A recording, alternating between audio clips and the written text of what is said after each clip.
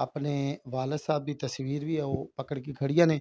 ਉਹਨਾਂ ਕੋਲੋਂ ਜਾਣਦੇ ਆ ਕਿ ਉਹ ਕੀ ਚਾਹੁੰਦੇ ਨੇ। ਜੀ ਬੇਟਾ ਦੱਸੋ ਤੁਸੀਂ ਕੀ ਚਾਹੁੰਦੇ ਹੋ? ਅਸੀਂ ਚਾਹੁੰਦੇ ਹਾਂ ਕਿ ਸਾਡੇ ਪਾਪਾ ਦੇ ਜਿਹੜੇ ਵੀ ਡਿਊਟੀ ਦੇ ਜਿਹੜੇ ਵੀ ਵਾਜਬਾਤ ਬਾਕੀ ਰਹਿ ਗਏ ਨੇ ਸਾਨੂੰ ਦਿੱਤੇ ਜਾਣ। Voice of Punjab।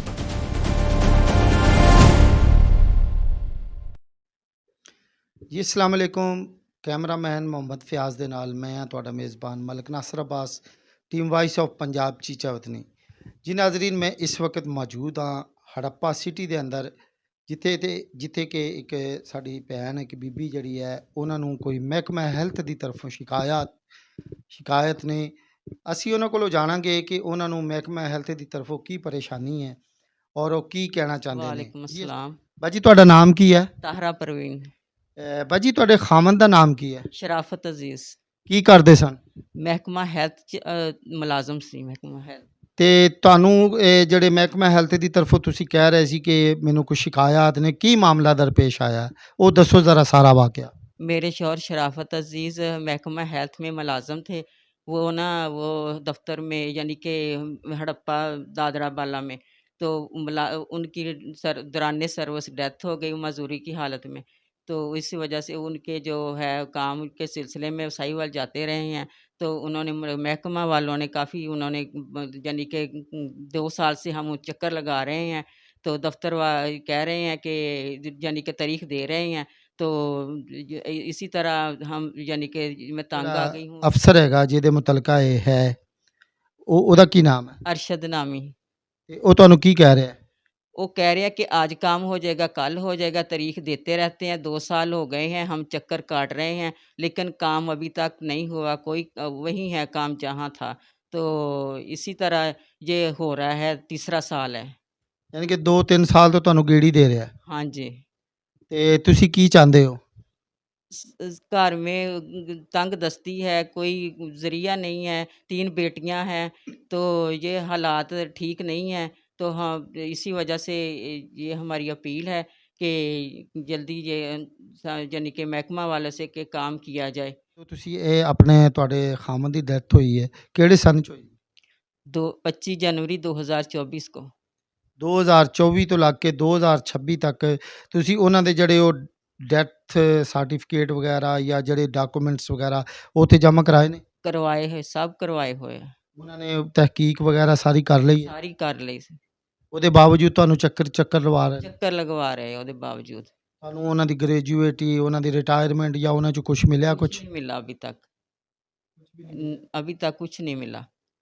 ਠੀਕ ਹੈ ਜੀ। ਔਰ ਤੁਹਾਡਾ ਇਨਕਮ ਆਫ ਸੋਰਸਿਸ ਹੋਰ ਹੈ ਵੀ ਨਹੀਂ? नहीं, बेटा नहीं है, बेटियां हैं, कोई ज़रिया नहीं है।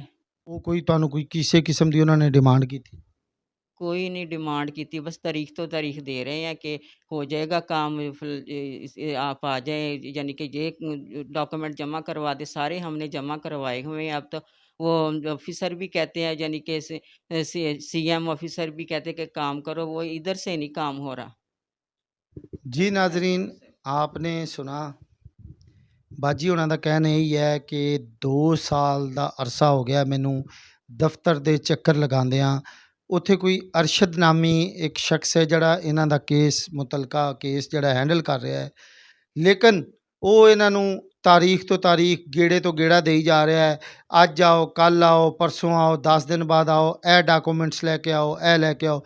ਔਰ ਬਾਜੀ ਉਹਨਾਂ ਦਾ ਕਹਿਣਾ ਹੈ ਕਿ ਮੈਂ ਮੁਕੰਮਲ ਇਸ ਵਕਤ ਉਹਨਾਂ ਦਾ ਡਾਕੂਮੈਂਟਸ ਜਿਤਨੇ ਵੀ ਹੈ ਉਹਨਾਂ ਦੀ ਫਾਈਲ ਮੁਕੰਮਲ ਕਰਕੇ ਉੱਥੇ ਦਫ਼ਤਰ ਦੇ ਵਿੱਚ ਜਮ੍ਹਾਂ ਕਰਾਈ ਹੈ, ਲੇਕਿਨ ਉਹਦੇ ਬਾਵਜੂਦ ਮੇਰੀ ਕੋਈ ਉੱਥੇ ਸੁਣਵਾਈ ਨਹੀਂ ਹੋ ਰਹੀ, ਮੇਰੀ ਕੋਈ ਗੱਲ ਨਹੀਂ ਹੋ ਰਹੀ। ਅਤੇ ਤੁਸੀਂ ਹਕੂਮਤ ਨੂੰ ਜਾਂ ਸਾਡੀ ਮਰੀਮ ਨਵਾਜ਼ ਸਾਹਿਬਾ ਵਜ਼ੀਰ ਆਲਾ ਨੇ ਔਰ ਮੁਤਲਕਾ ਜਿਹੜੇ ਹੈਲਥ ਆਫਿਸਰ ਨੇ ਉਹਨਾਂ ਵਾਸਤੇ ਕੋਈ ਅਪੀਲ ਕਰਨਾ ਚਾਹੋਗੇ? जी हाँ, अपील करना चाह रहे हैं कि साडा इंसाफ होवे, सानू मिले, वाजबात मिलन। ग्रैजुएटी मेरे खावंद ने 34 साल सर्विस की है। तो महकमे वाले यानी कि गल सुनन, साडी गल सुनन ते साडे नाल इंसाफ होवे। ਜੀ ਤੁਸੀਂ ਕੀ ਚਾਹੁੰਦੇ ਹੋ? ਅਸੀਂ ਚਾਹੁੰਦੇ ਹਾਂ ਕਿ ਸਾਡੇ ਪਾਪਾ ਦੇ ਜਿਹੜੇ ਵੀ ਵਾਜਬਾਤ ਨੇ ਸਾਨੂੰ ਦਿੱਤੇ ਜਾਣ। ਅਸੀਂ ਬਹੁਤ ਪਰੇਸ਼ਾਨ ਆ। ਮੇਰੀ ਮੰਮਾ ਜਿਹੜੀ ਉਹ ਬੇਵਾ ਵਾ, ਬਹੁਤ ਅਸੀਂ ਪਰੇਸ਼ਾਨ ਆ, ਅਸੀਂ ਰੋਂਦੇ ਆ, ਅਸੀਂ ਯਤੀਮ ਬੱਚੀਆਂ ਵਾ, ਸਾਡੇ 'ਤੇ ਤਰਸ ਖਾਣ, ਥੋੜ੍ਹਾ ਸਾਨੂੰ ਸਾਡੇ ਦਿੱਤੇ ਜਾਣ ਜਿਹੜੇ ਵੀ ਵਾਜਬਾਤ ਰਹਿੰਦੇ ਨੇ। ਅਪੀਲ ਹੈ ਸਾਡੀ ਮਰੀਮ ਨਵਾਜ਼ ਦੇ ਅੱਗੇ।